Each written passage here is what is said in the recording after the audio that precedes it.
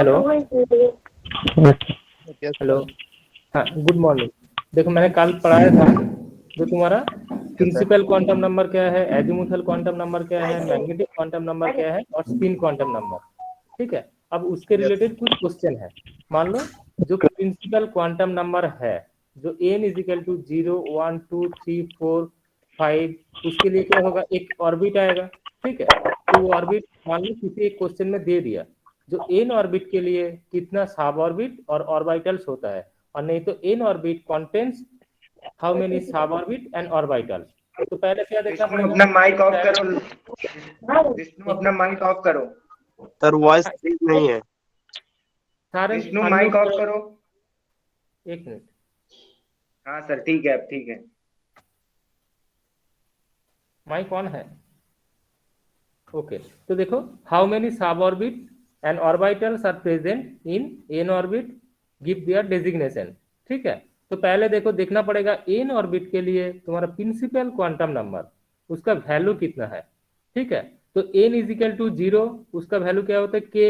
N is equal to 1 L, n is equal to 2, उसके लिए क्या होगा 1 2 3 4। तो जो तुम्हारा एन ऑर्बिट आता है उसके लिए एन वैल्यू 4 है।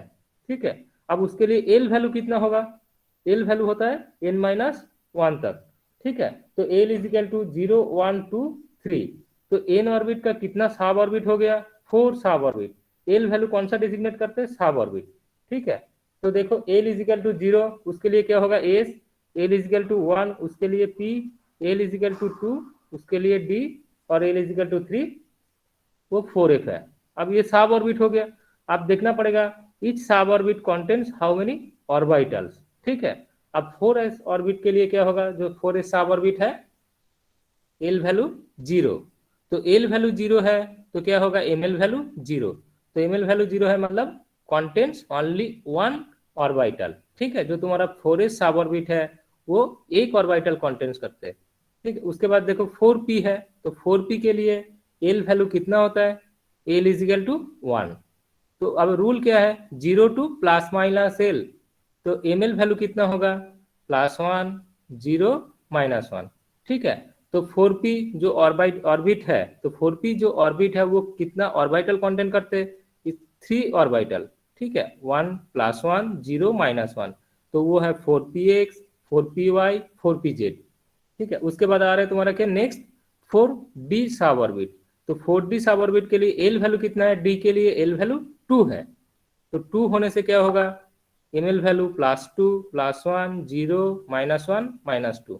ठीक है, तो डी वैल्यू कंटेंट्स कितना ऑर्बिटल, 5d ऑर्बिटल। तो देखो फिर से क्या आएगा, 4d x² - y², 4d z², 4d xy, 4d yz, 4d zx and for 4f सब ऑर्बिट क्या होगा, एफ वैल्यू कितना है 3।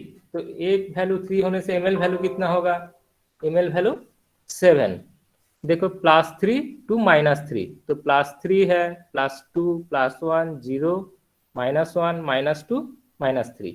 तो 4f ऑर्बिटल कितना होता है, 7 4f ऑर्बिटल। ठीक है, तो वो डेजिग्नेट कैसे करते हैं, 4f(x³), 4f(y³), 4f(z³). जो तुम्हारा देखो डी ऑर्बिटल का डायरेक्शन क्या था, x axis y axis in between the axis. Similarly क्या होगा, जो एफ ऑर्बिटल है, x axis y axis and in between the axis होगा। ठीक है, तो इसलिए क्या हो रहा है, 4f³ 4y³ 4f(z³) and 4f, देखो सिमिलरली y ब्रैकेट में z² - x², similarly 4f(x) minus sorry bracket में x y² - z² and 4f(z) y² - x² and 4f(xyz). देखो 4f सब ऑर्बिट कंटेंट्स 7 4f ऑर्बिटल। ठीक है, तो मान लो किसी क्वेश्चन में दे दिया एन ऑर्बिट को छोड़ के एम ऑर्बिट, ठीक है, नहीं तो एल ऑर्बिट, नहीं तो M L L G H, जो ऑर्बिटल दिया जाएगा उससे कितना होगा, पहले देखना पड़ेगा उसका प्रिंसिपल क्वांटम नंबर कितना है। अब प्रिंसिपल क्वांटम नंबर जितना है उससे हिसाब से तुम्हारा जो azimuthal quantum number L value निकालना पड़ेगा, उसके बाद मैग्नेटिक क्वांटम नंबर, उसके बाद क्या आएगा स्पिन क्वांटम नंबर। ठीक है, तब देखो एक और क्वेश्चन है नेक्स्ट, जो एनर्जी ऑर्डर ऑफ डिफरेंट सब orbit and orbital in one electron atoms और आयन। देखो जो तुम्हारा 1 इलेक्ट्रॉन एटम और आयन्स के लिए क्या होगा, एक ही इलेक्ट्रॉन। एक मिनट, तो किसी ये है, किसी को ज्वाइन कराना पड़ेगा, एडमिट नहीं, ठीक है।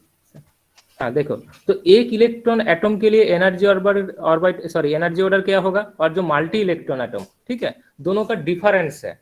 तो जितना ऑर्बिटल है एक इलेक्ट्रॉन के लिए क्या होगा, सिस्टम जो एनर्जी ऑर्डर है वो 1s, एक इलेक्ट्रॉन किस में आएगा 1s, बाकी सारे जो ऑर्बिटल है मान लो जो 2s 2p 3s 3p 3d सारे का एनर्जी क्या होगा, सेम कांस्टेंट, क्योंकि इलेक्ट्रॉन सिस्टम क्या है, उसमें एक ही इलेक्ट्रॉन सिस्टम है। तो जो 1s का एनर्जी है वो सबसे लेस होगा, और बाकी जो सारे 2s 2p ऑर्बिटल वो कांस्टेंट होगा, ठीक है।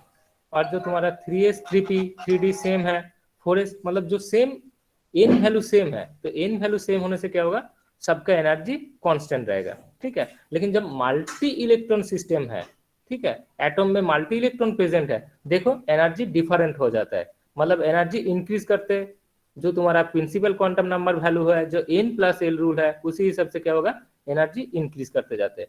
तो देखो जो एनर्जी ऑर्डर, ये मल्टीपल चॉइस का कभी कभी क्वेश्चन हो जाता है, जब 1 इलेक्ट्रॉन सिस्टम है उसके लिए एनर्जी ऑर्डर क्या होता है, डिफरेंट, और जो तुम्हारा मल्टी इलेक्ट्रॉन सिस्टम है उसके लिए क्या होगा, डिफरेंट। देखो कैसे होता है, जो मल्टी इलेक्ट्रॉन सिस्टम है देखो उसके लिए क्या करते हैं, जो magnitude of N L n+l उसके वैल्यू के ऊपर डिपेंड करेगा। तो पहले देख लो, जो तुम्हारा एनर्जी वाइज के ऑर्बिट के लिए क्या होता है, 1s orbital only 1, L orbit के लिए n = 2, तो उसमें क्या आएगा 2s 2p orbital, M orbit के लिए कितना आएगा 3s 3p 3d ऑर्बिटल।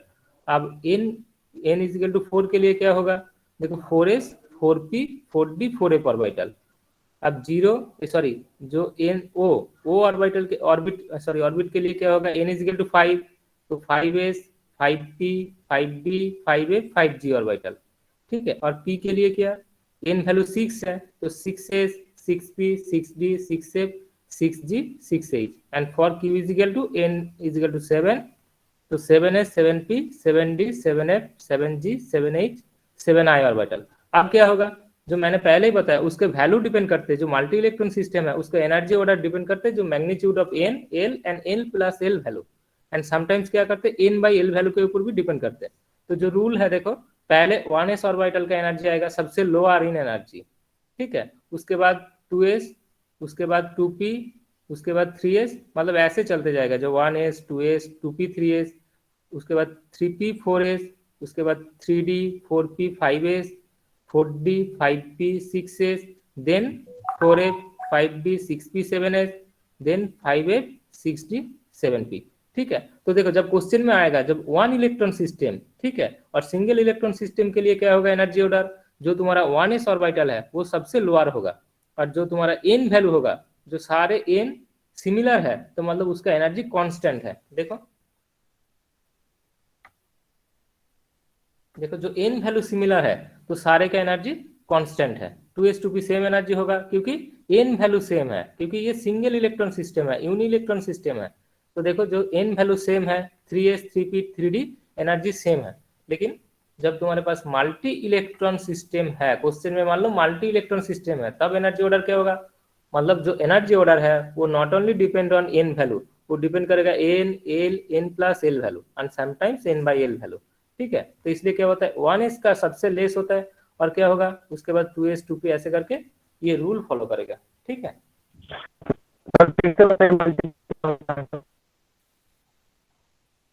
हाँ बोलो। मल्टी के लिए सर, मल्टी इलेक्ट्रॉन के लिए जो बताया है, हाँ मल्टी इलेक्ट्रॉन के लिए ये रूल है, ठीक है, जो तुम्हारा n वैल्यू के ऊपर ओनली डिपेंड नहीं करेगा, n l n+ वैल्यू के ऊपर डिपेंड करेगा, ठीक है। अब देखो एक क्वेश्चन जनरली जो आता है, explain why the energy of 4s orbit is lower than that of 3d सब ऑर्बिट, ठीक है। जो 4s सब ऑर्बिट का एनर्जी क्यों लोअर होता है 3d सब ऑर्बिट के लिए, देखो 4s सब ऑर्बिट वैल्यू कितना है, n = 4, क्योंकि s ऑर्बिटल होता है nd ऑर्बिटल, तो कितना हो गया 4, लेकिन 3d जो सब ऑर्बिट है उसके लिए n वैल्यू कितना हो गया 3, तो प्रिंसिपल क्वांटम नंबर वैल्यू 3 है, तो इलेक्ट्रॉन क्या होना चाहिए, जो 3d ऑर्बिटल का एनर्जी लोअर होना चाहिए, लेकिन 4s सब ऑर्बिट का एनर्जी लोअर होता है, मतलब इलेक्ट्रॉन पहले 4s ऑर्बिट सब ऑर्बिट में फील होता है। ठीक है, तो क्यों, देखो जो मैंने अभी बताया जो एनर्जी ऑर्डर, तो क्या होता है n प्लस एल वैल्यू के ऊपर भी डिपेंड करता है। तो पहले कैलकुलेट करना पड़ेगा, जो तुम्हारा 3d ऑर्बिटल है, 3d ऑर्बिटल के लिए क्या होगा, n is equal to 3, L is equal to 2, तो n प्लस एल वैल्यू कितना हो गया 5। देखो 3d सब ऑर्बिटल के लिए n is equal to 3 and l is equal to 2, तो therefore n plus L value is 5 3d सब orbit के लिए। फॉर 4s सब ऑर्बिट के लिए क्या होगा, देखो for 4s sub orbit n is equal to 4 and l is equal to 0, hence n plus l और 4s सब ऑर्बिट कितना होगा 4 प्लस 0, तो 4 प्लस 0 इज इक्वल टू 4। देखो n प्लस l वैल्यू किसके ज्यादा हो रहा है, सबसे ज्यादा हो रहा है 3d ऑर्बिटल का। ठीक है, तो 3d ऑर्बिटल का n प्लस l वैल्यू ज्यादा है, तो क्या होगा, मतलब उसका एनर्जी हाई होगा, तो इसलिए क्या हो जाता है 4s जो सब ऑर्बिट है उसके एनर्जी लोअर है देन 3d सब ऑर्बिट। तो ये एक्सप्लेनेशन कैसे दोगे, ये भी एक एक्सप्लेनेशन है n प्लस एल वैल्यू से, नहीं तो कोई ऐसे एक्सप्लेनेशन कर दो जो तुम इफेक्टिव न्यूक्लियर चार्ज से कैलकुलेट करके भी बता सकते हो, जो 4s ऑर्बिटल का एनर्जी लोअर होता है, और 4s ऑर्बिटल का इलेक्ट्रॉन फास्ट फिलअप होता है देन 3d ऑर्बिटल। ठीक है, तो आप मान लो तुमने दोनों पढ़ लिया, एक इफेक्टिव न्यूक्लियर चार्ज से और एक n प्लस एल रूल से, अब तुम आंसर कोई भी कर सकते हो, मान लो ये भी सही है वो भी सही होगा। ठीक है, अब देखो नेक्स्ट क्वेश्चन क्या है, सिमिलरली देखो explain the energy of the following सब ऑर्बिट। देखो सिमिलरली क्या हो रहा है, 6s जो ऑर्बिट है और 4f एंड 5d, देखो 5d से क्या है सबसे वैल्यू n वैल्यू हायर है nd का। ठीक है, और 6s इसका प्रिंसिपल क्वांटम नंबर वैल्यू सबसे हाई है, लेकिन तब भी क्या हो रहा है 6s का एनर्जी लोअर है देन 4f देन 5d। क्यों हो रहा है, सिमिलरली कैलकुलेट करो, calculate the n plus L value for all the sub orbit. ठीक है, तो पहले 6s के लिए देखो एनर्जी वैल्यू कितना हो रहा है, for n plus L value of 6s orbital is 6 plus 0 is equal to 6, for 4f orbital n value is 4 and for f l value is 3, so n plus l value is equal to 7, but for 5d orbital के देखो n value is equal to 5 and for d orbital l value is equal to 2, तो 5 plus 2 is equal to 7। तो देखो n plus rule क्या बोलते हैं, तो n plus rule से जो मैक्सिमम जो वैल्यू है n वैल्यू, तो उसका एनर्जी क्या होगा मैक्सिमम है। तो देखो 6s ऑर्बिटल के लिए 6 है, जो तुम्हारा 4 प्लस 3 D और ऑर्बिटल के लिए 7 है। 5d तो दोनों इक्वल है। हाँ एक मिनट, मैं यही तो एक्सप्लेन करना हो, देखो इसके लिए 7 है इसके लिए 7 है, अब देखो दोनों इक्वल आ गया, तो दोनों इक्वल आ गया, जो principal quantum number value high है तो उसका एनर्जी क्या होगा ज्यादा होगा।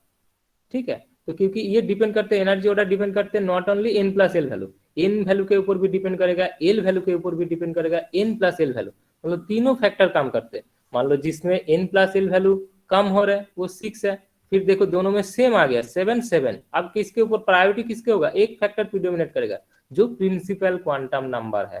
तो प्रिंसिपल क्वांटम नंबर जिसके हाईएस्ट है, किसका हाईएस्ट है, जो 5d ऑर्बिटल 5 है, इसके लिए क्या होगा 4 है, तो क्या होगा जो 5d ऑर्बिटल उसके एनर्जी सबसे ज्यादा है।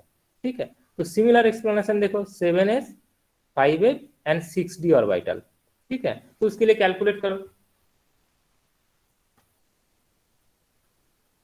देखो सिमिलरली जो 7s, तो 7s ऑर्बिटल जो principal quantum number n is equal to 7 and for s orbital l value is equal to 0, 7 plus 0 7, then 5f orbital के लिए n value principal quantum number 5 and l value is equal to 3 8, and then 6d sub orbit, 6d सब orbits के लिए क्या होगा, एक minute कोई join करना चाहते हैं,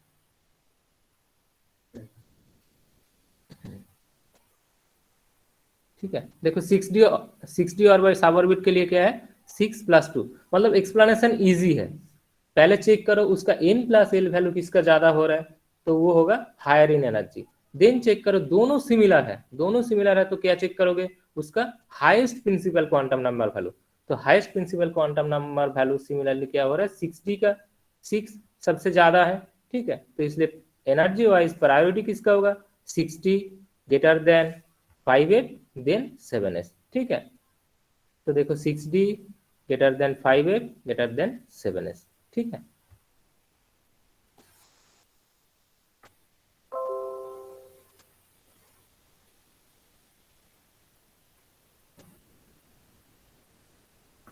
देखो जो तुम्हारा बहुत इंपॉर्टेंट है, आउटबाउ जो 3 प्रिंसिपल है इलेक्ट्रॉन कॉन्फ़िगरेशन के लिए, एक है आउटबाउ प्रिंसिपल, एक है Hund's rule of spin maximum spin of multiplicity, और नहीं तो half fill full fill orbital, और एक है पाउली एक्सक्लूजन प्रिंसिपल।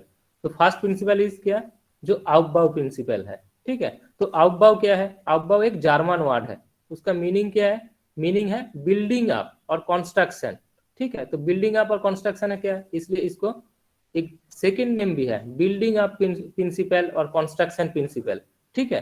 तो देखो ये प्रिंसिपल क्या है, तो प्रिंसिपल जो पहले तुमने पढ़ा है, जो एनर्जी ऑर्डर क्या होता है, ठीक है।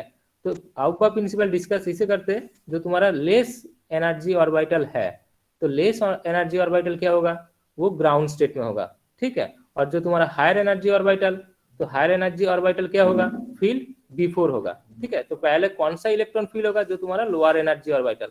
देखो the aufbau principle state that in ground state of an atom क्या होगा, the orbital with lower energy is filled up fast, ठीक है। तो जो लोअर एनर्जी, इसलिए क्या होता है, 1s ऑर्बिटल का एनर्जी सबसे कम होता है, तो वो फास्ट फील होता है। तो उसके बाद देखो जो तुम्हारा एनर्जी ऑर्डर है, एनर्जी ऑर्डर वाइज क्या होगा, इलेक्ट्रॉन फिल अप होगा, इसलिए 2s orbital then 2p 3s 3p 4s 3d, ठीक है। तो एनर्जी वाइज जो लोअर ऑर्बिटल है उसका एनर्जी लोअर है, इसलिए इलेक्ट्रॉन पहले फिल होगा, जो हायर एनर्जी है उसके बाद में फिल होगा। ये है तुम्हारा आउटबाउ प्रिंसिपल।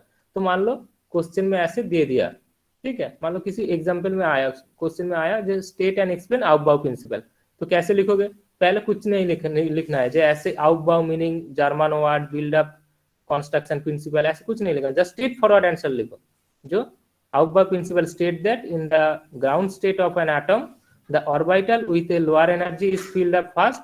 तो ग्राउंड स्टेट क्यों बोला, मान लो एक्साइटेड स्टेट में क्या होता है, एक्साइटेड स्टेट में एटम में इलेक्ट्रॉन का ट्रांसफर होता है, तो इसलिए ये ग्राउंड स्टेट लिखना जरूरी है, ठीक है। एक्साइटेड स्टेट में मतलब क्या होता है, जो तुम उसमें फोटोन दे रहे हो, फोटोन देने से क्या होगा, इलेक्ट्रॉन का एक्साइटेशन होता है, मतलब जैसे ही इलेक्ट्रॉन फिलअप होता है वो क्या हो जाएगा, हायर एनर्जी ऑर्बिटल में चला जाएगा लोअर एनर्जी से। तो इसलिए ये जो ग्राउंड स्टेट है ये लिखना जरूरी है, ठीक है। मतलब जो सारे स्टेबल कॉन्फ़िगरेशन कर रहे हो तुम, स्टेबल मतलब ग्राउंड स्टेट, ठीक है।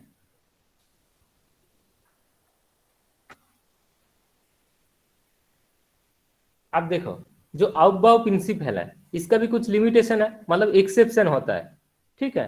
तो एक्सेप्शन कहाँ पे होता है, जो तुम्हारा लैंथेनाइड का कुछ कॉन्फ़िगरेशन है उसमें एक्सेप्शन हो जाता है। तो देखो पहला एक्सेप्शन क्या है, जो कॉन्फ़िगरेशन ऑफ लैंथेनाइड, तो लैंथेनाइड जो लैंथेनम एटम है, तो उसके लिए एटॉमिक नंबर क्या है, Z = 57। तो जो मैंने दिखाया था, जो लैंथेनाइड कॉन्स्ट्रक्शन, ये क्या होता है, जो 4f इलेक्ट्रॉन फिलअप होता है, ठीक है। तो जनरल कॉन्फ़िगरेशन क्या होना चाहिए, जो तुम्हारा 6s 4f 5d1, ठीक है। बट देखो 4f ऑर्बिटल का अभी मैंने देखा, जो 4f ऑर्बिटल क्या एनर्जी क्या है, लोअर है, क्यों, n + l वैल्यू 4f = क्या होगा 7, ठीक है। बट फॉर 5d ऑर्बिटल क्या है, n + l वैल्यू 7, दोनों का सेम है, लेकिन प्रिंसिपल क्वांटम नंबर 5 का हाईएस्ट है। तो अकॉर्डिंग टू आउटबाउ प्रिंसिपल ये 1 इलेक्ट्रॉन कहाँ पे जाना चाहिए, 4f ऑर्बिटल में, ठीक है। बट जो लैंथेनाइड का कॉन्फ़िगरेशन है लैंथेनम का, उसमें क्या हो रहा है, पहले 5d1 और 4f 0, ठीक है। तो ये आउटबाउ और जो आउटबाउ प्रिंसिपल है वो फॉलो नहीं करते, ठीक है।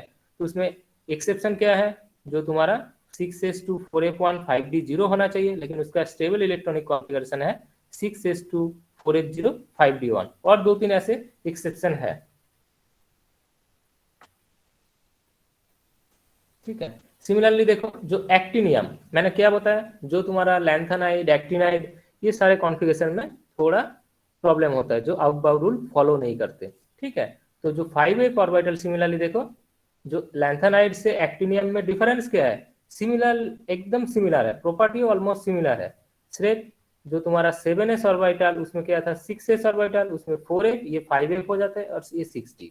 तो सिमिलरली देखो इसका जो इलेक्ट्रॉनिक कॉन्फ़िगरेशन है एक्टिनाइड एटम के लिए, ये है रेडॉन, ये है इनर्ट गैस को, देन 7s2 5f061, बट होना क्या चाहिए था पहले 5f देन 6d0, ठीक है। लेकिन ये भी एक एक्सेप्शन है आउटबाउ प्रिंसिपल का। और एक है देखो इलेक्ट्रॉनिक कॉन्फ़िगरेशन ऑफ प्लैटिनम, ऐसे भी क्वेश्चन में दे सकता हूँ मैं, जे राइट डाउन द मतलब एक्सेप्शन ऑफ आउटबाउ प्रिंसिपल, मतलब जो आउटबाउ प्रिंसिपल को फॉलो नहीं करते, जो इलेक्ट्रॉनिक कॉन्फ़िगरेशन एनर्जी और जो क्या होना चाहिए 4f आगे होना चाहिए 6d बाद में, लेकिन ये क्या है एक्सेप्शन है। तो प्लैटिनम, यहाँ पे प्लैटिनम का क्रोमियम भी का एग्जांपल नहीं दे सकते हैं? नहीं, क्रोमियम का एग्जाम्पल नहीं, क्रोमियम का एग्जाम्पल, क्रोमियम के रूल अलग है, ठीक है। वो है तुम्हारा Hund's rule of half fill and full fill state, ठीक है। देखो वो दोनों में जा रहा है, 5s में भी जा रहा है और सॉरी 4s में भी जा रहा है और 3d में भी जा रहा है, 4s में भी जा रहा है और 3D में भी जा रहा है, 3d में भी जा रहा है, ठीक है। तो इसमें क्या होगा, उसमें जो एक रूल है इसके बाद ही सिमिलर आउटबाउ प्रिंसिपल के लिए मैंने पहले ही बताया ना, जो 3 रूल है, एक है हाँ, एक है उसके बाद Hund's rule of half fill and full fill state, ठीक है। तो बाद में डिस्कस करते हो, अभी पहले ये चेक कर लो, ठीक है। तो इसके लिए देखो क्या होना चाहिए 6s ये 4f14 एंड 5d9 है इसका इलेक्ट्रॉनिक कॉन्फ़िगरेशन, ठीक है। बट होना चाहिए क्या 6s2 4f14 5d8 according to आउटबाउ principal, मतलब ये 13 है, नहीं सॉरी 6s1 4f14 5d9, देखो 6s1 हो रहा है, ठीक है, और 5d9 हो रहा है, लेकिन दोनों में कोई स्टेबल नहीं है, एक 6s1 स्टेबल है और 5d9 ये क्या है इनकम्प्लीटली फिल, स्टेबल नहीं है। जो हुन्स रूल है वो स्टेबल होना चाहिए दोनों, लेकिन तब भी इसका इलेक्ट्रॉनिक कॉन्फ़िगरेशन क्या ये नहीं होता 6s2 4f14 5d8, ठीक है। देखो अभी नेक्स्ट तुम जो क्वेश्चन किया जो क्रोमियम का इलेक्ट्रॉनिक कॉन्फ़िगरेशन Q4s1 3d5 होता है, ठीक है। तो देखो जो Hund's rule of half fill and full fill state, देखो वही एग्जांपल आएगा सिमिलर क्रोमियम कॉपर। तो Hund's rule of half fill and full fill orbital, ये रूल क्या है, जो हाफ फिल ऑर्बिटल है मान लो एस ऑर्बिटल में मैक्सिमम इलेक्ट्रॉन कैपेसिटी कितना है 2 है, तो मान लो जो एस ऑर्बिटल में 2 इलेक्ट्रॉन है वो ज्यादा स्टेबल है, और हाफ फिल कितना होता है 1, तो 1 होगा वो भी ज्यादा स्टेबल है। तो अब मान लो पी ऑर्बिटल में मैक्सिमम इलेक्ट्रॉन कितना है 6, क्योंकि 3p ऑर्बिटल है तो एक ऑर्बिटल में 2 इलेक्ट्रॉन, तो 3p ऑर्बिटल में मैक्सिमम इलेक्ट्रॉन कैपेसिटी इज 6, ठीक है। अब देखो उसके बाद जो p ऑर्बिटल में मान लो p1 इलेक्ट्रॉन है, एक इलेक्ट्रॉन है, p2 है, p3 है, अब देखना पड़ेगा कौन सा सबसे ज्यादा स्टेबल है 1 2 3। तो 3 में क्या हो रहा है सारे में एक एक एक करके हाफ फिल है, तो हुन्स के अकॉर्डिंग टू हुन्स रूल जो p3 कॉन्फ़िगरेशन है वो सबसे ज्यादा स्टेबल होगा, ठीक है। जो p4 है p5 है वो क्या है इनकम्प्लीटली फिल, उससे भी क्या होगा हाफ फिल ज्यादा स्टेबल है, half fill orbital is more stable. क्यों ना Hund's rule state that half fill and full fill orbitals are more stable than incompletely fill orbitals, ठीक है। तो ये हुन्स रूल है। तो देखो जो तुम अभी बताया क्रोमियम का कॉन्फ़िगरेशन, तो क्रोमियम जो एटॉमिक नंबर कितना होता है 24, तो उसका इलेक्ट्रॉनिक कॉन्फ़िगरेशन होना चाहिए should be argon core 4s2 3d4, but होता क्या है actual electronic configuration of chromium is 4s1 3d5।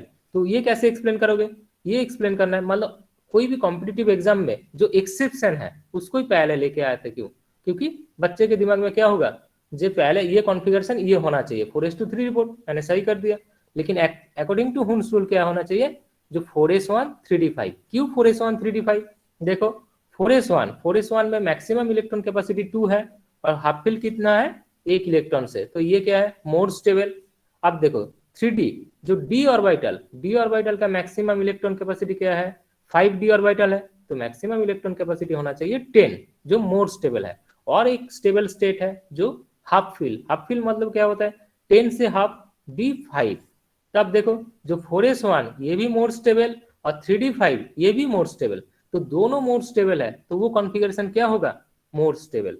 But in case of argon core 4s2 3d4 देखो 4s2 is full fill orbital तो ये स्टेबल है, but in case of 3d4 orbital क्या हो रहा है ये इनकम्प्लीटली फिल ऑर्बिटल है। तो इनकम्प्लीटली फिल ऑर्बिटल होने से क्या होगा, इसका स्टेबिलिटी कम है। तो इसलिए क्रोमियम का actual electronic configuration of chromium is argon code 4s1 3d5। Similarly देखो फॉर कॉपर, ठीक है, कॉपर का एटॉमिक नंबर कितना है 29। तो कॉपर का इलेक्ट्रॉनिक कॉन्फ़िगरेशन क्या होना चाहिए 4s2 3d9। तो सिमिलरली देखो जब 4s2 3d9 होगा, एक मिनट जस्ट इसमें है कि नहीं आर्गन कोड है, देखो the ground state electronic configuration should be 4s2 3d9, ठीक है। तो देखो 4s2 3d9 क्यों नहीं हुआ, 4s1 3d10। तो देखो सिमिलरली 4s2 ये फुलफिल ऑर्बिटल और 3d9 ये इनकम्प्लीटली फिल ऑर्बिटल, ठीक है। तो देन क्या होगा, जो 4s1 half fill more stable and 3d10 fulfil ये भी मोर स्टेबल है, तो दोनों मोर स्टेबल है। तो इसलिए क्या होगा, जो कॉपर का ground state electronic configuration is 4s1 3d10, ठीक है।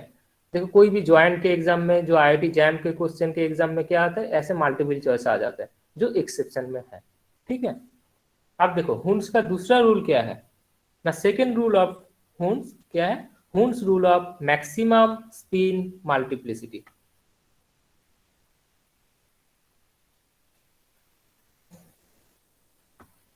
देखो मैक्सिमम स्पिन मल्टीप्लिसिटी क्या है ना, मैक्सिमम स्पिन मल्टीप्लिसिटी ये है, मान लो तुम्हारे पास 3p ऑर्बिटल है, तो तुम्हारे पास जो इलेक्ट्रॉन फील कर रहे हो सारे क्या है डीजेनरेट। डीजेनरेट मतलब क्या है, सबका एनर्जी सिमिलर है, सेम है। डीजेनरेट मतलब सेम इन एनर्जी, ठीक है। तो हुन्स रूल क्या बोल रहा है, state that the electrons enter the degenerate orbitals of sub orbit one by one with like spin. Like spin मतलब सिमिलर स्पिन होगा, मतलब जो हेडेड एरो है सारे एबाव होगा, सारे एबाव होगा, पहले एक एक करके फिलअप होगा, उसके बाद जो नेक्स्ट इलेक्ट्रॉन आएगा, ठीक है। तो नेक्स्ट इलेक्ट्रॉन क्या होगा, orbitals are available and spin pairing occurs, मतलब स्पिन का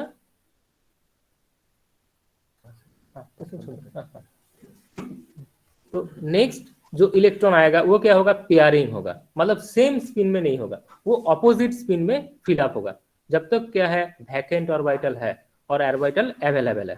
तो देखो इसको कैसे एक्सप्लेन करोगे, जब तुम्हारे पास मान लो p सब ऑर्बिट है, तो p सब ऑर्बिट में मैक्सिमम इलेक्ट्रॉन कैपेसिटी कितना है 6, मान लो p4 इलेक्ट्रॉन है, ठीक है।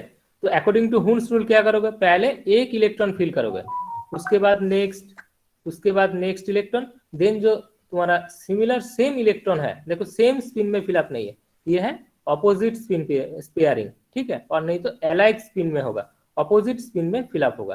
तो ये है तुम्हारा Hund's rule of maximum spin multiplicity. Similarly देखो जब तुम्हारे पास Nd इलेक्ट्रॉन है, Nd 6 है, तो पहले क्या करोगे, एक इलेक्ट्रॉन, सारे डीजेनरेट है तो डीजेनरेट सेम एनर्जी है, तो सबको एक एक इलेक्ट्रॉन देना पड़ेगा, पहले एक electron, then second, then third, then fourth, then fifth, then sixth electron क्या होगा, जो पहले वैकेंट ऑर्बिटल है उसमें ऑपोजिट स्पिन में आएगा। देखो ये स्पिन अबव द है और ये स्पिन बिलो द है, तो ये है Hund's rule of maximum spin multiplicity, ठीक है।